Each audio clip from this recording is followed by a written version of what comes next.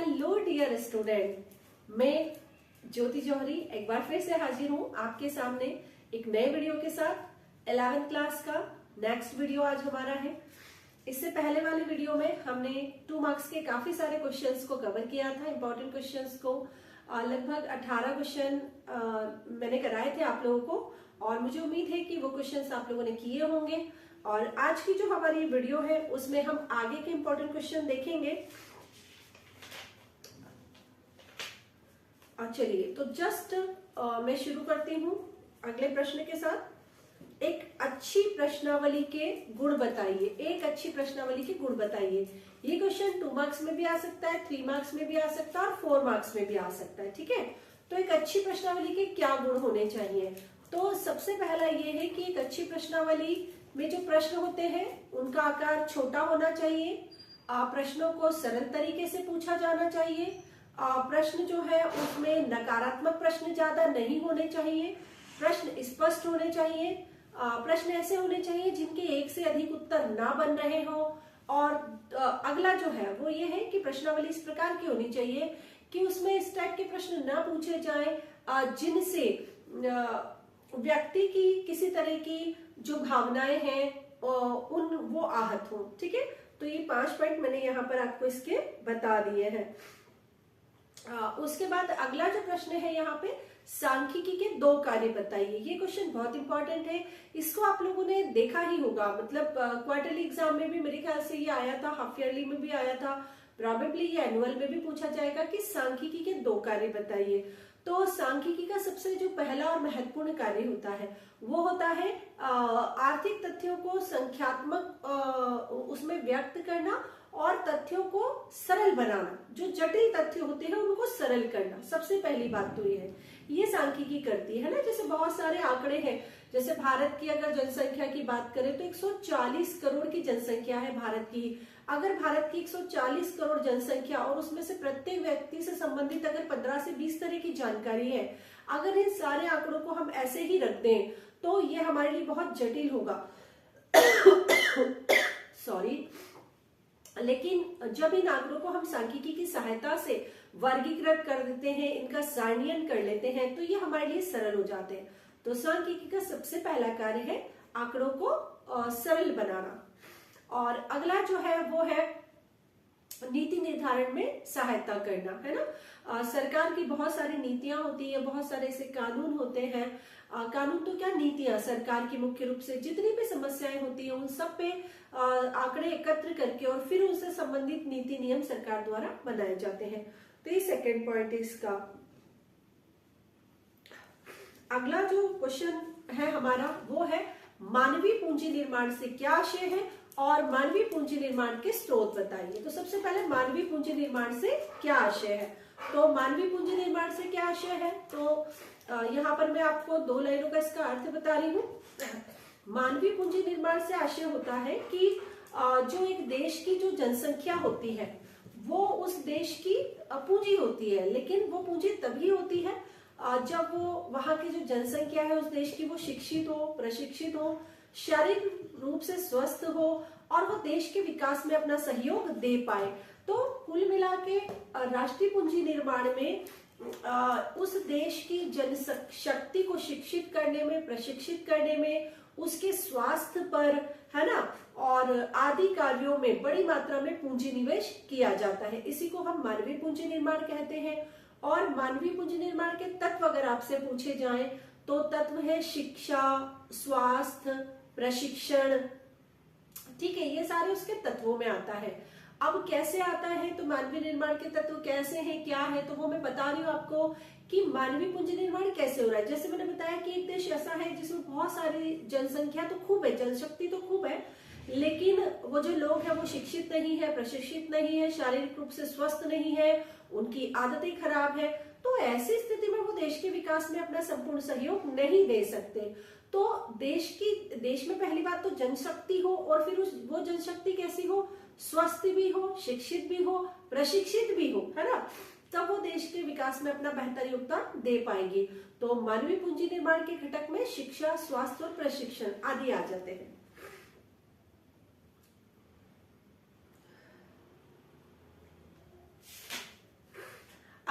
Question है हमारा वो है भारत और पाकिस्तान में कौन सी अर्थव्यवस्था के प्रारूप को अपनाया गया है। भारत और पाकिस्तान में कौन सी अर्थव्यवस्था के प्रारूप को अपनाया गया है। तो देखिए, मैंने पहले तो आप लोगों को अर्थव्यवस्था के प्रकार बताए थे उस दिन, है ना। कौन कौन से बताए थे। सबसे पहले मैंने बताया था कि पूंजीवादी आर्थिक प्रणाली, समाजवादी आर्थिक प्रणाली और मिश्रित आर्थिक प्रणाली। ठीक है, ये 3 प्रकार की आर्थिक प्रणालियां मैंने आप लोगों को बताई थी, पूंजीवादी, समाजवादी और मिश्रित आर्थिक प्रणाली। तो यहाँ भारत और पाकिस्तान का पूछा जा रहा है, तो भारत और पाकिस्तान दोनों ही देशों में मिश्रित आर्थिक प्रणाली या मिश्रित अर्थव्यवस्था को अपनाया गया है। ठीक है, चलिए एक क्वेश्चन आता है कि चित्रमय प्रदर्शन के लाभ बताइए, है ना, या चित्रमय प्रदर्शन की उपयोगिता बताइए। तो सबसे पहला तो कि चित्रमय प्रदर्शन क्या होता है। तो आंकड़ों को चित्रों के माध्यम से जब हम व्यक्त करते हैं तो उसे हम कहते हैं चित्रमय प्रदर्शन। अब चित्रमय प्रदर्शन के लाभ क्या क्या होते हैं। तो देखिए, सबसे पहली चीज तो ये है कि जब आंकड़ों को चित्रों द्वारा प्रदर्शित किया जाता है तो वो ज्यादा आकर्षक हो जाते हैं, वो समझने में सरल होते हैं, उन्हें आसानी से समझा जा सकता है और उन्हें आसानी से याद भी रखा जा सकता है। ठीक है, तो इसमें क्या क्या आ गया उसके लाभ में कि पहला तो ये कि जब हम आंकड़ों को चित्रों द्वारा प्रदर्शित करते हैं तो वो ज्यादा आकर्षक हो जाते हैं, है ना, और उनको समझना आसान होता है, उन्हें प्रस्तुत करना भी आसान होता है और कोई भी व्यक्ति उन्हें आसानी से समझ सकता है। उसके बाद अगला जो प्रश्न है हमारा, ये चित्रमय प्रदर्शन से ही संबंधित एक क्वेश्चन और है, इसको मैं यही बता रही हूँ। चित्रलेख क्या है ना, पिक्टोग्राम। चित्रलेख क्या है, ये क्वेश्चन अभी पूछा गया है और इम्पोर्टेंट क्वेश्चन है। तो देखिए, जब वस्तुओं को चित्रों के माध्यम से व्यक्त किया जाता है, चित्रमय प्रदर्शन और चित्रलेख ये दोनों अलग अलग होते हैं, ध्यान रखिएगा आप इस बात का। चित्रमय प्रदर्शन और चित्रलेख ये दोनों अलग अलग है। अभी मैंने चित्रमय प्रदर्शन का तो क्या बताया कि जब आंकड़ों को चित्रों द्वारा प्रदर्शित किया जाता है। अब वो चित्र कौन से हो गए, वो विभिन्न प्रकार के जो डायग्राम्स है ना, अपने जो अपन ने पढ़े हैं, एक विमा चित्र, द्विविमा चित्र, आवृत्ति, बहुभुज, और ये जो सब हमने पढ़ा है इसको हम चित्रमय प्रदर्शन कह रहे हैं आंकड़ों का। ठीक है, तो ये हो गया। और एक होता है चित्रलेख, पिक्टोग्राम क्या है ये क्वेश्चन। तो चित्रलेख किसे कहते हैं, जब वस्तुओं को, विभिन्न प्रकार की जो वस्तुएं हैं उन्हें चित्रों के माध्यम से जब प्रदर्शित किया जाता है वस्तुओं को, तो उसको कहते हैं हम चित्रलेख, है ना। अब वस्तुओं कौन कौन सी, जैसे कि मान लीजिए कि कहीं मुद्रा को व्यक्त करना है, किसी जगह पर मुद्रा को बताना है, तो मुद्रा के रूप में हमने रुपयों की थैली, इसके माध्यम से मुद्रा को व्यक्त कर दिया। ठीक है, और इसी प्रकार से अगर जनसंख्या की बात की जा रही है कहीं, तो जनसंख्या हमने मनुष्यों को बना दिया, वहां पे ना मनुष्यों का डायग्राम बना दिया, इसको कहते हैं पिक्टोग्राम। ठीक है, चित्रलेख प्रदर्शन। तो ये भी बहुत इंपॉर्टेंट क्वेश्चन है और ये आता ही है। अगला जो क्वेश्चन है वो है, यहीं पे मैं आपको सहसंबंध की बात भी कर लेती हूँ। अभी हम सांख्यिकी वाले पोर्शन में ही चल रहे हैं। मैक्सिमम क्वेश्चन मैंने आप लोगों को सांख्यिकी से ही बताए हैं, 2-2 नंबर वाले। तो सहसंबंध से क्या आशय है। ठीक है, ये बहुत ही अच्छा चैप्टर है सहसंबंध वाला, कि सहसंबंध से क्या आशय है। तो जब एक तत्व में परिवर्तन होता है, किसी एक कारक में परिवर्तन होने पर उसका प्रभाव किसी अन्य कारक पर भी पड़ता है, तो इसे हम सहसंबंध कहते हैं। ठीक है, कि एक तत्व में परिवर्तन होने पर या एक चर में परिवर्तन होने पर जब उसके कारण दूसरे चर में भी परिवर्तन होता है, तो इसको हम क्या कहते हैं, सहसंबंध कहते हैं। ठीक है, अब यहाँ पे सहसंबंध 3 प्रकार के होते हैं। पहला होता है धनात्मक सहसंबंध, ये मुख्य प्रकार बता रही हूँ, वैसे तो रेखीय सहसंबंध और अन्य प्रकार के सहसंबंध भी यहाँ पर होते हैं, प्रकार होते हैं, लेकिन जो मुख्य प्रकार मुख्य रूप से जो पूछा जाता है वो मैं आप लोगों को यहाँ पे बता रही हूँ। धनात्मक सहसंबंध, ऋणात्मक सहसंबंध और शून्यात्मक सहसंबंध, है ना। इन तीनों को अच्छी तरह से समझ लीजिए कि जब एक चर में परिवर्तन जिस दिशा में हो रहा है, अगर दूसरे चर में भी परिवर्तन उसी दिशा में होता है, तो उसे हम कहते हैं धनात्मक सहसंबंध। जैसे किसी एक चीज के बढ़ने पर दूसरी चीज भी अगर बढ़ रही है, तो उसे हम क्या कहते हैं, धनात्मक सहसंबंध, जैसे कि जब हमारी आय में वृद्धि होती है, हमारी इनकम में वृद्धि होती है, तो हमारा स्टैंडर्ड ऑफ लिविंग भी बढ़ता है या हमारा रहन सहन का स्तर भी बढ़ता है ना। तो आय बढ़ी तो रहन सहन का स्तर भी हमारा बढ़ गया। तो इन दोनों के बीच में कैसा संबंध पाया जा रहा है भाई? धनात्मक सहसंबंध पाया जा रहा है, ठीक है। और ऋणात्मक सहसंबंध, जब किसी एक चीज के बढ़ने पर दूसरी चीज कम हो जाती है, मतलब दोनों में जो परिवर्तन हो रहा है वो कैसा हो रहा है? विपरीत दिशा में हो रहा है ना। जैसे कि आय बढ़ने पर गरीबी कम हो जाती है, आय बढ़ेगी तो गरीबी क्या हो जाएगी? कम हो जाएगी। तो इसमें कैसा परिवर्तन हो रहा है? एक बढ़ रहा है तो दूसरा क्या हो रहा है? कम हो रहा है। तो इसको हम क्या कहेंगे? ऋणात्मक सहसंबंध। क्या कहेंगे इसको? ऋणात्मक सहसंबंध, ठीक है।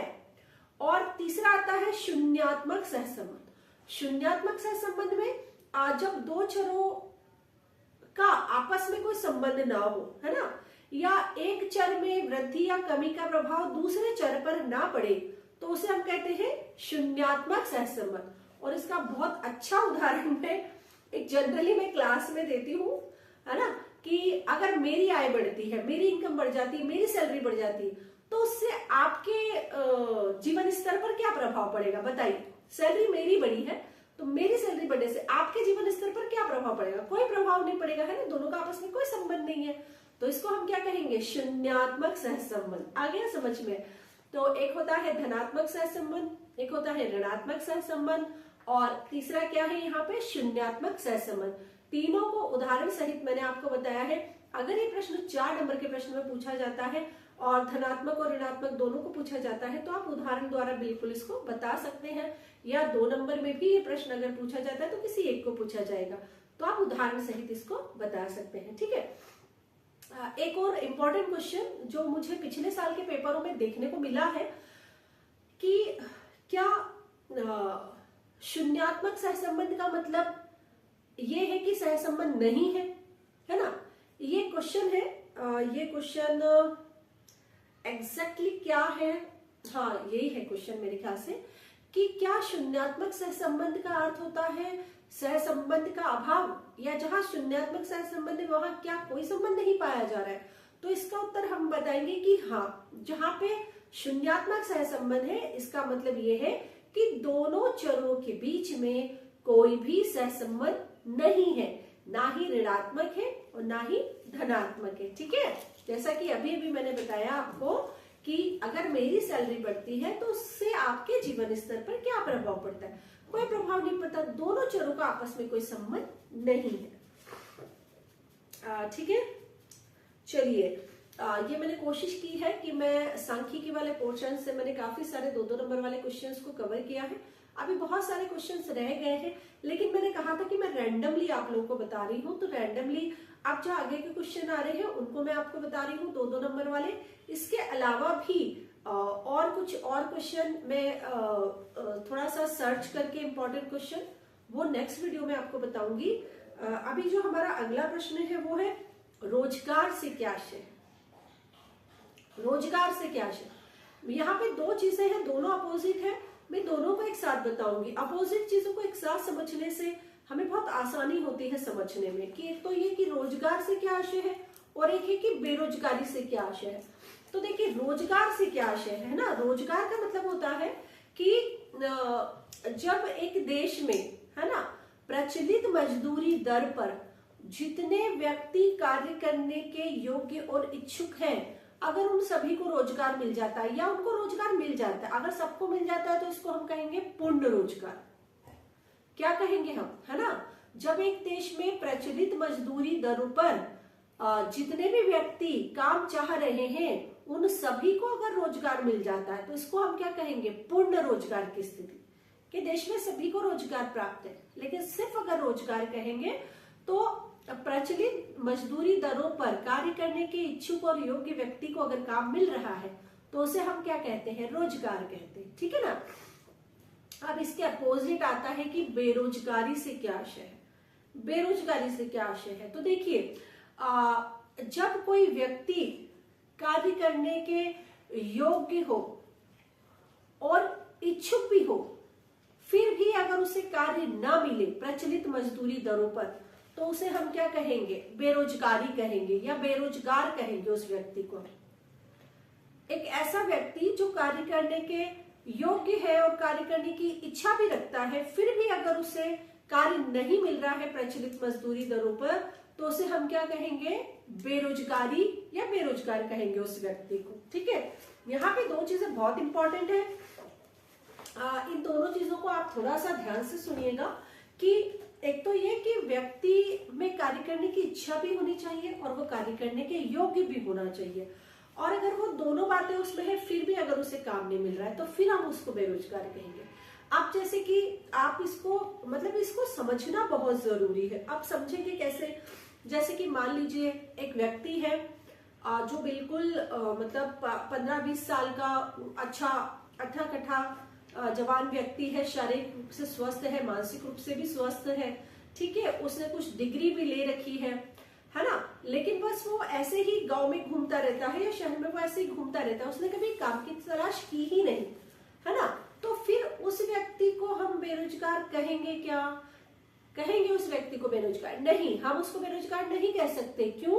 क्योंकि उसने काम ढूंढा ही नहीं, वो काम करना ही नहीं चाहता, वो योग्य है मगर इच्छुक नहीं है। ठीक है, उसी तरह से एक 90-95 साल के एक दादाजी है जो बहुत ज्यादा बिल्कुल बुजुर्ग है, जिनमें शारीरिक बल नहीं है ना, लेकिन बस वो चाहते हैं, उनका मन है कि उनको काम मिले, उनमें काम करने की इच्छा है मगर वो योग्य नहीं है, वो शारीरिक रूप से पूरी तरह से सक्षम और स्वस्थ नहीं है, तो हम उन्हें भी बेरोजगार नहीं कह सकते। ठीक है, तो बेरोजगार होने के लिए ये दोनों बातों का होना आवश्यक है कि व्यक्ति एक तो कार्य करने के योग्य हो और इच्छुक भी हो, फिर भी अगर उसे प्रचलित मजदूरी दरों पे कार्य न मिले तो हम उसे क्या कहते हैं? बेरोजगार कहते हैं, है ना। और उस अवस्था को हम क्या कहते हैं? बेरोजगारी कहते हैं। अब वैसे तो बेरोजगारी के यहाँ पे बहुत सारे प्रकार होते हैं, लेकिन अभी फिलहाल जो हमारी पुस्तक में जो प्रकार हमारे सामने हैं, जो किताब में बताए गए हैं, मैं उन्हीं को आपको अभी समझाऊंगी यहाँ पे। तो एक होता है मौसमी बेरोजगारी, है ना, इसका जो वर्णन है वो हमें हमारी पुस्तक में मिलता है। तो मौसमी बेरोजगारी किसे कहते हैं? एक ऐसी दशा, एक ऐसी अवस्था जिसमें लोगों को एक पर्टिकुलर किसी मौसम में उन्हें कार्य मिलता है और बाकी के समय वो बेरोजगार रहते हैं, उसको क्या कहते हैं? हम मौसमी बेरोजगारी कहते हैं। अब मौसमी बेरोजगारी ऐसे देखा जाए तो जैसे बहुत ही अच्छा उदाहरण कृषि के क्षेत्र में हमको देखने को मिलता है कि कृषि के क्षेत्र में जब फसलें आती हैं, जब फसलों का समय रहता है तब तो किसानों को रोजगार मिलता है, लेकिन जब फसलें कट जाती हैं तो उसके बाद वो क्या हो जाते हैं? वो बेरोजगार हो जाते हैं। तो इस दशा को हम क्या कहते हैं? मौसमी बेरोजगारी। इसी प्रकार से एक बेरोजगारी होती है अदृश्य बेरोजगारी। एक और जो बेरोजगारी का प्रकार है वो क्या है? अदृश्य बेरोजगारी। इसे छिपी हुई बेरोजगारी भी कहा जाता है। तो छिपी हुई बेरोजगारी या अदृश्य बेरोजगारी का आशय क्या है कि जब व्यक्ति कार्य पर तो लगा होता है लेकिन उत्पादन में उसका जो योगदान होता है वो शून्य होता है, तो उस अवस्था को हम क्या कहते हैं? अदृश्य बेरोजगारी कहते हैं। कहने का मतलब व्यक्ति हमें दिखेगा कि वो काम कर रहा है, वो लगा हुआ भी है, लेकिन अगर उस कार्य क्षेत्र से उस व्यक्ति को हटा लिया जाए, वहां से उसको हटा लिया जाए, तो भी उत्पादन पर कोई प्रभाव नहीं पड़ेगा, है ना। तो ऐसी स्थिति को हम क्या कहते हैं? अदृश्य बेरोजगारी। ये बेरोजगारी भी हमें मुख्यतः ग्रामीण क्षेत्रों में कृषि में ही देखने को मिलती है। कैसे कि जैसे कि मान लीजिए 1 बीघा जमीन है किसी के पास, ठीक है, उस 1 बीघा जमीन में घर के 4 बेटे हैं, वो चारों बेटे उसी पर काम कर रहे हैं, उस 1 बीघा जमीन पर ही कार्य कर रहे हैं।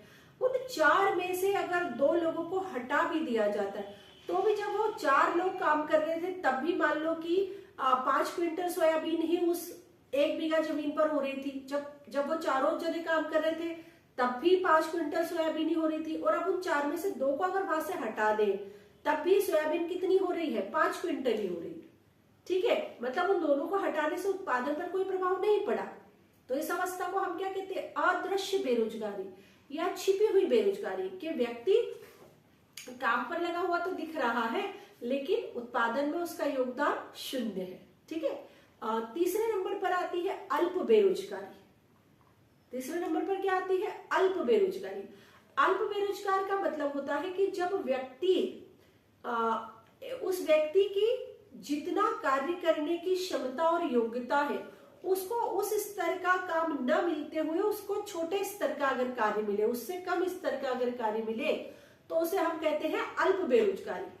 अल्प का मतलब क्या होता है? थोड़ा सा, मतलब व्यक्ति पूरी तरह से बेरोजगार नहीं है, वो थोड़ा सा बेरोजगार है। ठीक है, कैसे? जैसे मान लीजिए एक व्यक्ति है ना, उसने एमबीबीएस किया है ना, डॉक्टर की डिग्री ले ली है उसने, तो अब उसको क्या करना चाहिए? उसको डॉक्टर का काम करना चाहिए। उसने एमबीबीएस किया है ना, लेकिन उसको डॉक्टर का नहीं मिला, कहीं कहीं जॉब नहीं मिला, तो वो किसी कॉलेज में प्रोफेसर है। क्या है वो?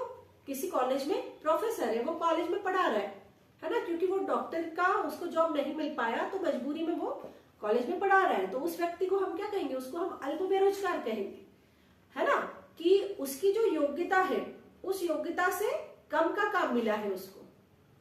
ठीक है, तो समझ गए आप लोग, है ना। जैसे इसी प्रकार से अगर कोई व्यक्ति है, उसने इंजीनियरिंग की डिग्री कर ली है, लेकिन इंजीनियरिंग में उसको कहीं वर्क नहीं मिला, कहीं जॉब नहीं मिला, तो अब वो कहीं पढ़ा रहा है किसी कॉलेज में, किसी स्कूल में, है ना, मजबूरी में, तो हम इसे क्या कहेंगे? अल्प बेरोजगार कहेंगे। ठीक है, कि व्यक्ति की जितनी क्षमता है और जितनी योग्यता है उसको उस स्तर का काम नहीं मिला है, उससे थोड़ा छोटा काम मिला है। चौथे नंबर पर आती है शिक्षित बेरोजगारी। ठीक है, शिक्षित बेरोजगारी नाम से ही स्पष्ट है कि ये कैसे, किन लोगों में पाई जाती है? शिक्षित लोगों में, है।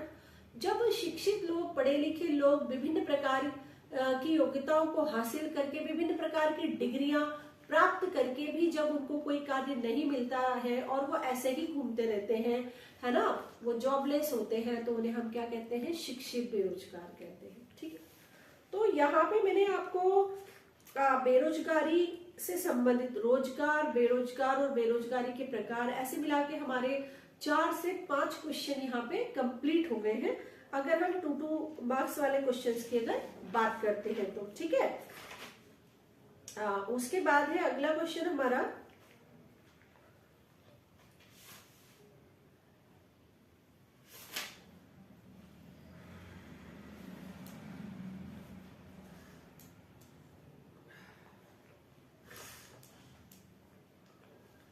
अगला प्रश्न है, ये भी इंपॉर्टेंट क्वेश्चन है, किसानों को ऋण की आवश्यकता क्यों होती है? किसानों को ऋण की आवश्यकता क्यों होती है? बहुत ही सरल प्रश्न है, लेकिन फिर भी बच्चे इसका उत्तर नहीं लिख पाते, मैंने देखा है ना। अभी हाफ ईयरली में भी ये प्रश्न पूछा गया था, है ना, बच्चे नहीं लिख पाते हैं, जबकि इस प्रश्न में ऐसा कुछ नहीं है। किसानों को ऋण की आवश्यकता क्यों होती है? देखिए, तो जो किसान होते हैं वो आप लोगों को पता है कि किसानों को एडवांस में अपनी खेती में बहुत सारा पैसा लगाना पड़ता है, उसके बाद जब फसल पकती है तब वो बेचते हैं उसको और फिर उनको पैसे मिलते हैं।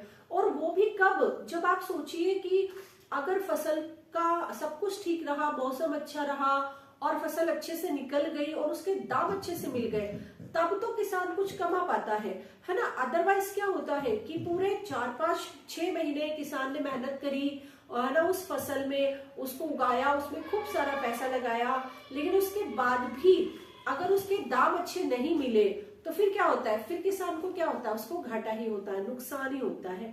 तो ऐसी स्थिति में जो किसान होते हैं उनको अपने कृषि संबंधी बहुत सारे कार्यों के लिए ऋण की आवश्यकता होती है, जिसमें यंत्र खरीदने के लिए, बीज खरीदने के लिए, खाद डालने के लिए, और यहाँ तक कि कृषि में जो निदाई कटाई का कार्य होता है उनके लिए, मजदूरों को देने के लिए, इन सब कार्यों के लिए कृषकों को ऋण की आवश्यकता होती है। ठीक है, 2 नंबर में प्रश्न पूछा जाएगा, ये 3 से 4 लाइन का आंसर आप लिख सकते हैं।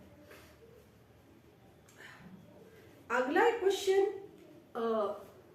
ये आप लोगों ने देखा होगा, ये भी पिछले सालों में पूछा गया है, लोग पलायन क्यों करते हैं? लोग पलायन क्यों करते हैं, है ना, इस प्रश्न को आपने देखा होगा। पलायन करने का मतलब है एक स्थान को छोड़कर दूसरे स्थान पर चले जाना, माइग्रेशन जिसको हम कहते हैं ना, माइग्रेशन, कि व्यक्ति एक स्थान से दूसरे स्थान पर। तो बताइए, आप खुद सोचिए कि हमारे भारत में ऐसा क्यों होता है, लोग क्यों एक जगह से एक स्थान को छोड़कर दूसरे स्थान पर जाते हैं? इसका सबसे बड़ा जो रीजन है हमारे यहाँ पे वो है बेरोजगारी, है ना। जब लोगों को अपने क्षेत्र में कार्य नहीं मिलता है तो वो अपने उस स्थान को छोड़कर अन्य स्थानों पर चले जाते हैं। जैसे अभी भी हम कृषकों की बात कर रहे थे, हम किसानों की बात कर रहे थे, हम खेती की बात कर रहे थे, तो हमें पता है कि कृषि में एक विशेष मौसम में ही कृषकों को रोजगार मिलता है, बाकी समय वो बेरोजगार रहते हैं। तो जब उनको कार्य नहीं मिलता है, तो जब वो कृषि के ऐसा समय जब कृषि भी नहीं हो रही, खेती भी नहीं हो रही, वो खाली है, तो वो उस समय क्या करते हैं, उस समय अपने उस स्थान को छोड़ के वो ऐसे स्थानों पर पलायन कर जाते हैं जहां पर उन्हें किसी तरह का कोई कार्य मिल जाता है। ठीक है, यही जो दशा है ये भारत के अंदर भी लागू होती है पलायन वाली, और यही विदेशों में भी लागू होती है। ठीक है, हमारे देश के ऐसे बहुत सारे युवा हैं, बहुत सारे शिक्षित लोग हैं जो पढ़ लिख कर बहुत अच्छी अच्छी डिग्रियां हासिल करके और विदेशों में शिफ्ट हो जाते हैं और विदेशों में पलायन कर जाते हैं, क्योंकि उन्हें ऐसा लगता है या उनको यहाँ से बेहतर परिस्थितियां विदेशों में मिलती हैं, या यहाँ से ज्यादा अच्छा पैसा अगर उन्हें विदेशों में मिल रहा होता है तो वो अपना देश छोड़कर विदेशों में शिफ्ट हो जाते हैं, वहां पर माइग्रेट हो जाते हैं। ठीक है, तो इसी को कहते हैं पलायन।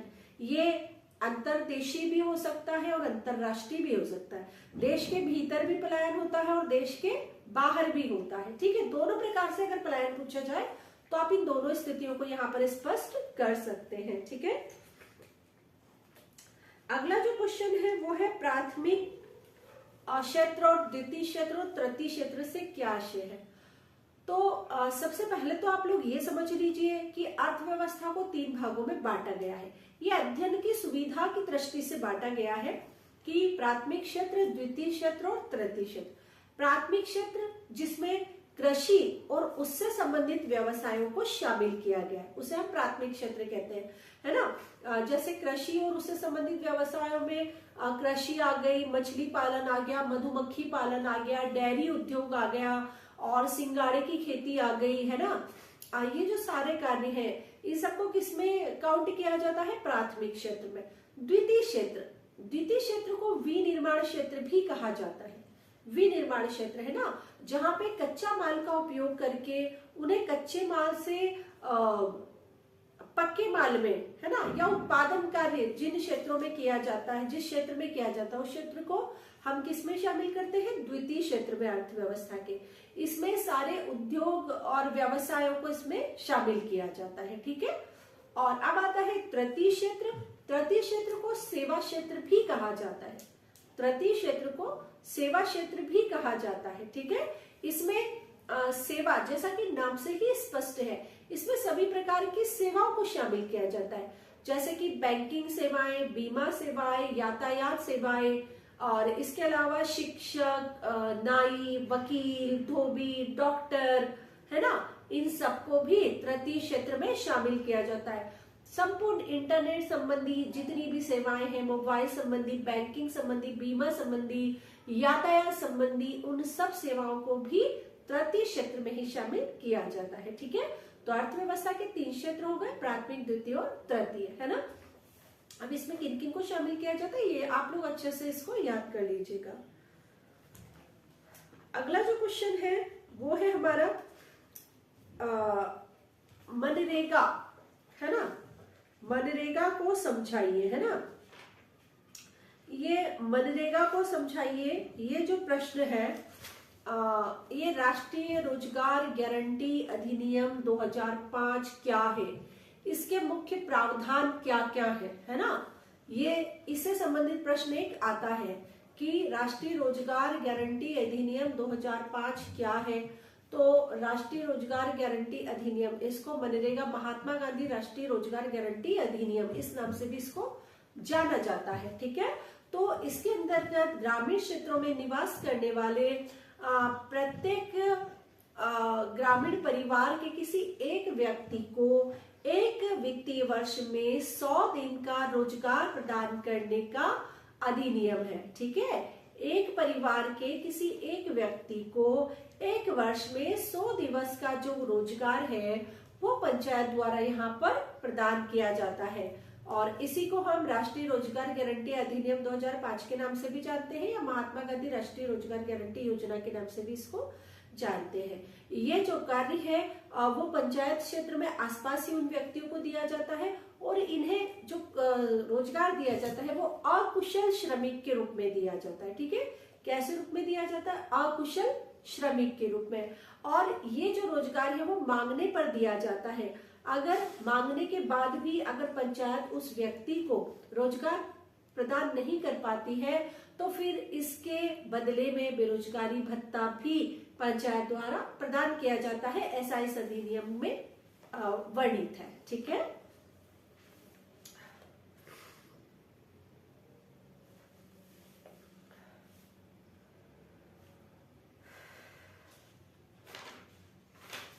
चलिए अगला प्रश्न है, जैविक खेती से क्या आशय है? इंपॉर्टेंट क्वेश्चन है, देखा होगा आपने भी, है ना। जैविक खेती से या जैविक कृषि से क्या आशय है? तो जैविक खेती कृषि का एक ऐसा प्रकार है जिसमें रासायनिक खादों का इस्तेमाल न करते हुए प्राकृतिक रूप से गोबर की खाद, पेड़ पौधों की पत्तियों आदि से बनी हुई खादों का इस्तेमाल इसमें किया जाता है। इसे हम क्या कहते हैं? जैविक कृषि कहते हैं। अब पूछा जाता है कि जैविक खेती के क्या क्या लाभ है। तो जैविक खेती के जो लाभ है वो सबसे पहले नंबर पर आता है उसमें कि स्वास्थ्य के लिए ये क्या होती है? स्वास्थ्य के लिए लाभदायक होती है। ठीक है, हम लोग अच्छी तरह से जानते हैं कि जितने भी केमिकलों का छिड़काव खाद्यान्नों में किया जाता है, पेड़ पौधों पे किया जाता है, कृषि फसलों पे किया जाता है, उनसे कितने ही प्रकार के प्रदूषण होते हैं। पहले तो जल प्रदूषण होता है, मृदा प्रदूषण होता है, वायु प्रदूषण होता है उनसे। और इन सब के बावजूद भी जब उस फसल को या उन खाद्य पदार्थों को हम इस्तेमाल करते हैं, हम भोजन के रूप में इस्तेमाल करते हैं, तो मनुष्य को कई प्रकार की बीमारियां होने का खतरा उनसे बढ़ जाता है। तो ऐसी स्थिति में जो जैविक कृषि होती है उससे मनुष्य के स्वास्थ्य पर सकारात्मक प्रभाव पड़ता है, विभिन्न प्रकार की बीमारियों से बचा जा सकता है। और इसके साथ ही पर्यावरण के लिए ये जो खेती है ये बहुत ही अच्छी रहती है कि हम जैविक खेती के माध्यम से हम भूमि प्रदूषण या मृदा प्रदूषण, जल प्रदूषण और वायु प्रदूषण, इन तीनों प्रकार के प्रदूषणों से ये हमको बचाती है। तो ये जैविक खेती से आशय और उसके लाभ, है ना। ये दोनों क्वेश्चन इसमें यहाँ पे कवर हो गए हैं। अब एक ऐसा ही प्रश्न आता है, कृषि विविधीकरण से क्या आशय?